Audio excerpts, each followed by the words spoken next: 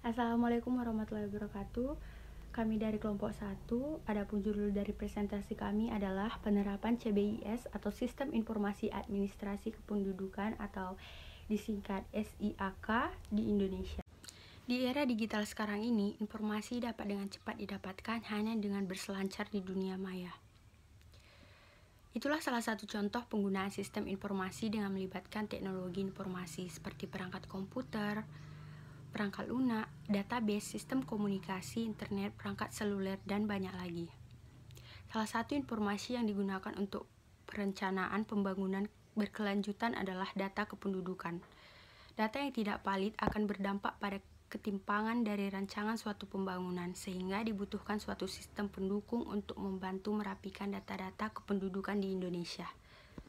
Penerapan KTP elektronik secara nasional. Dengan memanfaatkan teknologi informasi, sehingga penerapan KTP elektronik menggunakan sistem informasi administrasi kependudukan, sehingga pelayanan publik pun dapat diakses secara mudah oleh masyarakat. Pemanfaatan sistem informasi administrasi kependudukan atau SIAK berkaitan dengan KTP elektronik. Menurut MCLOD 2001, sistem adalah kumpulan dari elemen-elemen yang terintegrasi dengan mempunyai kesamaan maksud untuk mencapai tujuan bersama. Adapun menurut Sutatanta 2003, sistem adalah sekumpulan hal atau kegiatan, elemen atau subsistem yang saling bekerja sama yang dihubungkan dengan cara-cara tertentu sehingga membentuk satu kesatuan untuk melaksanakan suatu fungsi guna mencapai suatu tujuan.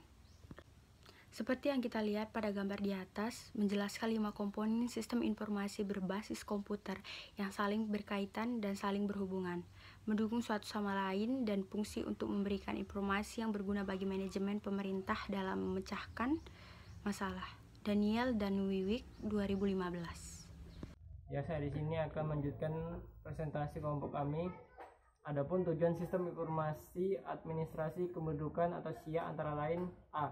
Database kependudukan terpusat. B. Database kependudukan dapat diintegrasikan untuk kepentingan lain atau statistik, pajak, imigrasi, dan lain-lain. C. Sistem SIA terintegrasi atau RT/RW, kelurahan, kecamatan, pendaftaran penduduk, catatan sipil, dan lain-lain. D. Standarisasi nasional. Pengolahan informasi terkait aplikasi dan infrastruktur ada di tabel berikut.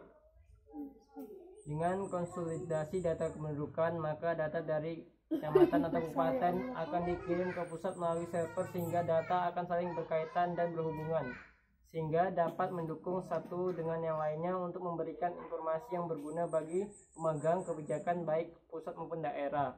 Data dari aplikasi SIA ini juga terintegrasi dengan rumah sakit atau puskesmas dalam pembuatan akte kelahiran bayi. C. Kesimpulan.